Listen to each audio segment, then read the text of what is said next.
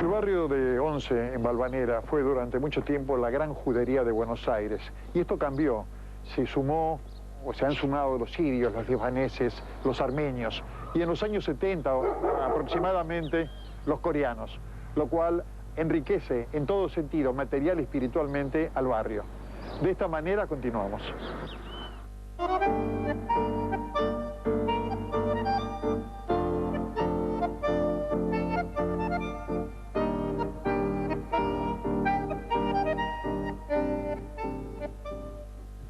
Algo más que un barrio, Valvanera, ¿no? Sí, casi diría 3 o 4 juntos, ¿no? ¿Existe Valvanera hoy o...? Yo creo que no, que Valvanera, la importancia de Valvanera fue aquella parroquia política, que era la misma parroquia religiosa, que pasó a ser en un determinado momento, digamos, lo que hoy es una circunscripción electoral. Y en las épocas de Leandro Alem, que era el caudillo de Valvanera, el rey de Valvanera, lo llamaban, intentando desprestigiarlo, tomó una importancia política formidable. Era el terreno del dominio de Alem, y después lo heredó Hipólito Yrigoyen, que fue presidente de la República, fundamentando gran parte de su poder en ese terreno, ¿no? Y ahí Valvanera pudo ser un barrio. Y yo creo que eso desapareció, porque el crecimiento de la ciudad diluyó esa importancia política, y Valvanera pasó a ser poco tiempo después el 11. Digamos, primó su faz económica fundamentalmente. Pero fuera de las elecciones el nombre de Valvanera no se usa. Uno prácticamente escucha hablar del 11, o de Congreso, o del Abasto. Ahora, ¿será culpa de las inmobiliarias o culpa del uso? No, yo en este caso no. Primero? Yo en este caso no. Creo que este barrio que podría haber llegado a ser Valvanera, que fue primero una parroquia religiosa, la parroquia civil de Valvanera, pero después en Valvanera se afincó un comercio muy importante alrededor de la Plaza 11 de Septiembre, porque hoy 11 de septiembre, hoy no es 11 de septiembre, es 11 simplemente. Los que no están en estas cosas capaz que no tienen ni la más remota idea de dónde viene eso de 11, porque es simplemente 11, y no en números, en letras. Claro. Es muy particular este tema de la toponimia de los lugares. Sí, sí. Y esa importancia comercial hizo que primara fundamentalmente ese nombre de 11, primero un sector muy reducido que eran los alrededores de la plaza, pero esa zona comercial fue creciendo y prácticamente ocupando toda la extensión del barrio, ¿no? Ahora, hacer un libro como el que hicieron ustedes contando la historia, realmente, la gente de la Madre María... Bueno, es que en el 11 ha pasado, es una zona tan central de la ciudad, que ha pasado de todo ahí adentro. Es más, con Carlos Trueba, que es el otro, que trabajamos juntos en este libro, en un momento hicimos la advertencia de que no podíamos poner todo lo que había en el 11, o en el barrio de Valvanera, por llamarlo de alguna manera, a ese perímetro, sí, porque era una guía de teléfonos prácticamente. La cantidad de acontecimientos de todo tipo han tenido núcleo en el 11, la huelga de inquilinos, la semana trágica, que si bien sus focos fueron en otro sector, tuvo una repercusión tremenda también en la zona del 11 con el tema de la comunidad judía, ¿no? Que rusos, revolución bolchevique, rusos, a los judíos se les decía rusos, se asociaba inmediatamente y todos los judíos pasaban a ser comunistas. Todos los acontecimientos tuvieron una repercusión muy particular en esta zona, tal vez por el lugar donde esté, que es el tránsito obligado para ir hacia los 4 puntos cardinales de la ciudad también, ¿no? El mausoleo de Rivadavia. El mausoleo de Rivadavia, que en algún determinado momento perteneció al Museo Saavedra, el encargado de abrir la cerradura. Algo tan degradado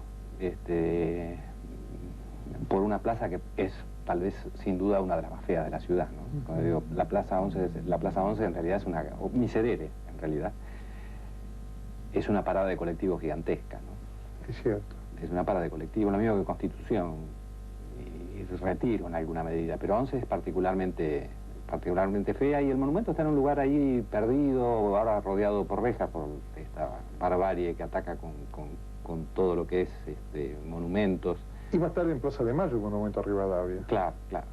Pero no se pudo. No se pudo, claro.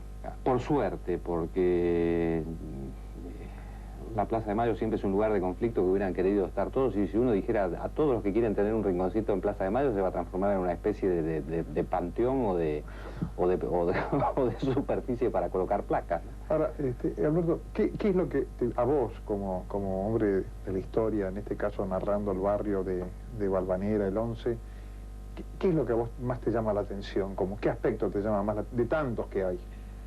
Es difícil elegir uno. Los judíos, lo de la Madre María... El tema de la colectividad judía requiere... Nosotros, es más, lo dejamos destacado. Merece un tratamiento especial porque la historia de la colectividad en el 11 es fundamental. Es fundamental y implica un conocimiento religioso y de distintas características de esa comunidad que uno a veces no las conoce. Eso es un tema fundamental. Aunque hoy el barrio prácticamente, la comunidad judía ya no está en el 11.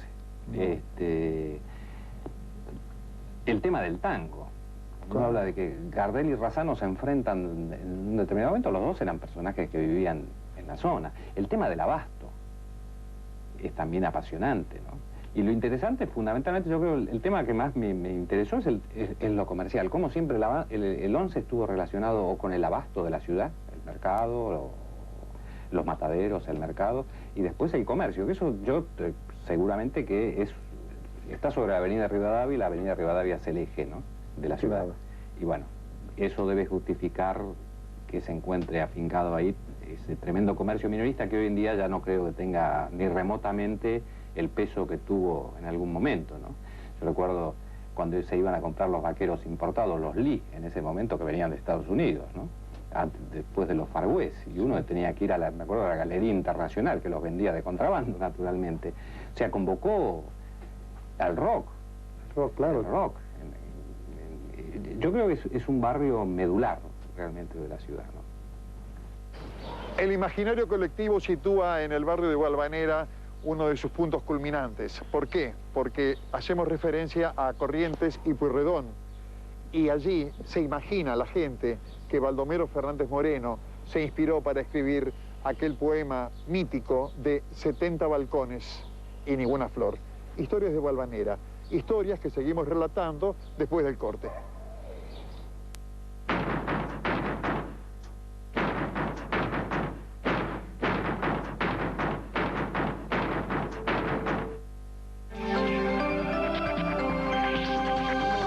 Rodrigo, el potro. A 4 meses de su muerte, el cuerpo no fue enterrado.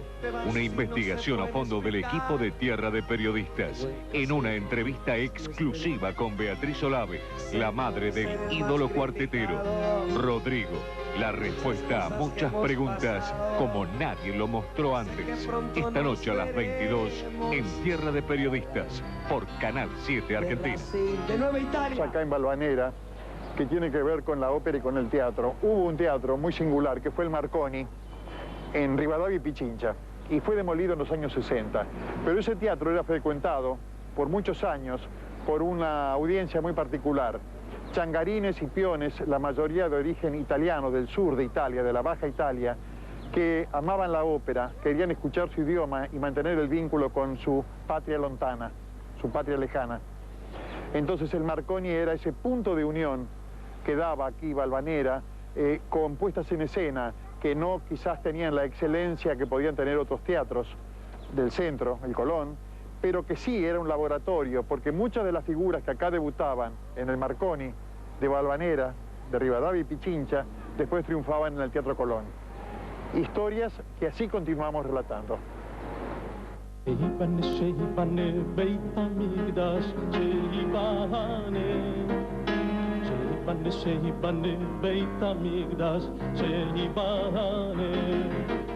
Rabino, ¿qué es esto de la comunidad Mazortí?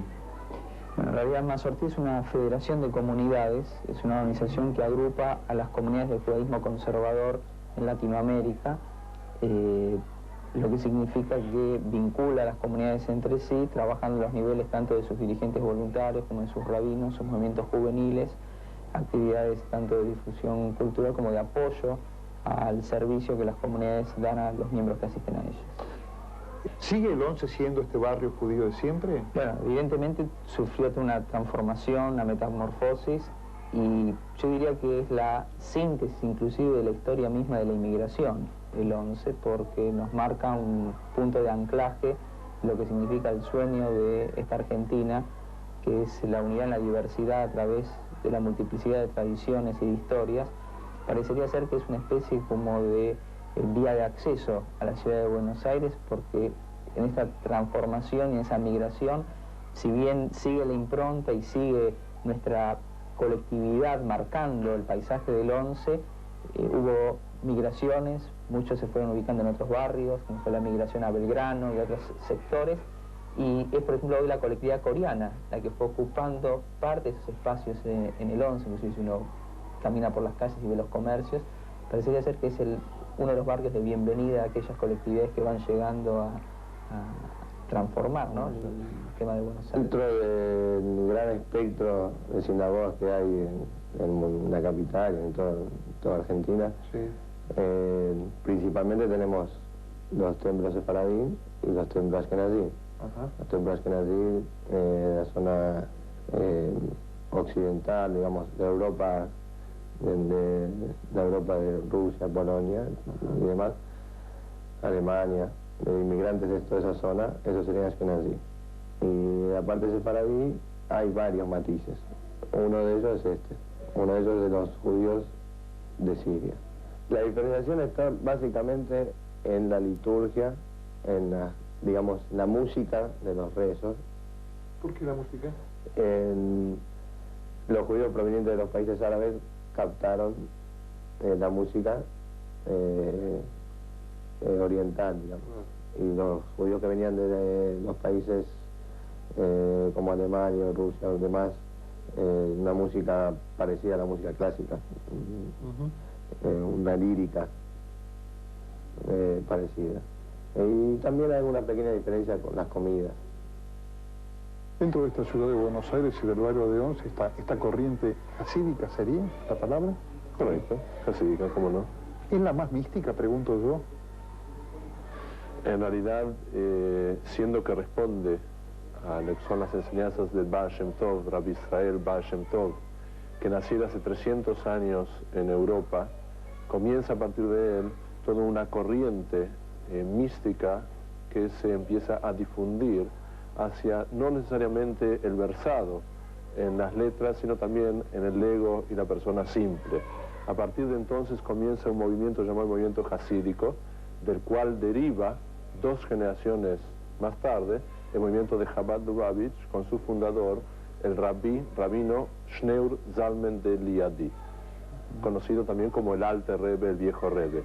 A partir de entonces, realmente sí, el estudio de la proliferación, los escritos y las alocuciones de los distintos líderes en distintas generaciones han hecho muy prolífero y han llegado hasta el día de hoy toda esta mística y esta enseñanza tan profunda y tan, a su vez, tangible y tan pragmática que es el hasidismo. Es una responsabilidad espiritual muy grande ser rabino en este templo. Obviamente a mí me enorgullece ser rabino en esta casa, en primer lugar porque es el templo más antiguo, por el otro lado soy el director de la escuela, que también me enorgullece por ser la primera escuela en la red escolar judía, y por aquí han transitado rabinos realmente muy famosos a lo largo de la historia. ¿Cómo es este barrio? ¿Cómo podría contarle usted a otro rabino que viene de otro país este barrio del Once? Bueno, este barrio originalmente era un barrio donde obviamente era un crisol, digamos, de razas, porque estaban los españoles, los italianos, los árabes y los judíos, y aquí, aparte de comerciar, había una vida cultural y una vida artística y un intercambio entre las diferentes colectividades y realmente un ámbito muy lindo, donde obviamente hoy en día ha cambiado porque inclusive hoy tenemos coreanos también, y la comunidad judía quizás hoy ya no vive como antaño aquí en esta zona, pero sí en la periferia. ¿Y sigue interrelacionada? Sigue interrelacionada, por supuesto. Venía pensando en el título de Julio Cortázar, el escritor, La intimidad de los parques. Fue también una película, la dirigió Manuel Antín. Esta intimidad que genera el árbol, el verde con los vecinos, con la gente, tan especial. Y también pensaba en la importancia que tomaba la avenida Rivadavia, por ejemplo, como una suerte de río, simbólicamente dicho, que nos lleva desde su nacimiento hasta aquí, al barrio de Valvanera. También la avenida Corrientes, que nos lleva por Corrientes hasta el Abasto, corazón de Valvanera. Son historias de esta ciudad de Buenos Aires, de este puntito de 200 kilómetros cuadrados en el gran mapa de lo que es nuestra República Argentina. Nos encontramos la semana que viene aquí, en Buenos Aires, Ciudad Secreta. Hasta entonces.